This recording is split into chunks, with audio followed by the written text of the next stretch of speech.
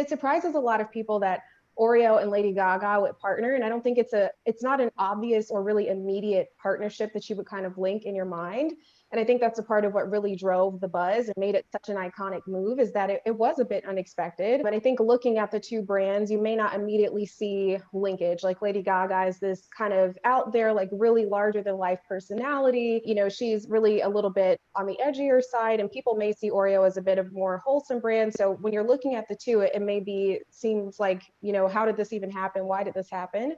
But really at the core, we have very similar core values. And I think what's really awesome about this partnership as well is it actually started from a place of purpose. So we actually began conversations with Lady Gaga and her team actually wanting to do something with her foundation. So she's got the Born This Way Foundation, and it supports a lot of LGBTQ causes. And Oreo has also really supported a lot, really launched a lot of support for this community as well. And so it actually started from a place of looking to do something as a purpose partnership.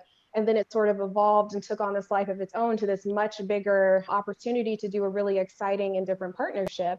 So it was something that really evolved from a really great place of core shared values. We both really want the world to be more playful, more kind, more inclusive, more empathetic. And that's kind of the theme of each of our sort of brands. So at the core, there is a lot of similarity. And yeah, so that eventually led to the super iconic Lady Gaga Oreos, which was such an interesting thing to be able to launch in the middle of a pandemic when you can't physically go to your lab to be able to try your cookies or to look at your cookies, and thinking about how that changes the way you think about product development all the way down the line to execution, and how once you kind of make the news, you make the announcement, how do you continue to keep the buzz there when you can't do these in-person things? You can't really drive traffic to stores. It shouldn't always be the immediate thing that you're thinking about in the middle of a pandemic as well. So how do you make sure that all of these things come together to still be really impactful, still be something that's super newsworthy, and then ultimately drives the business as well? So it's definitely a really interesting partnership to work on, and especially at the height of a pandemic.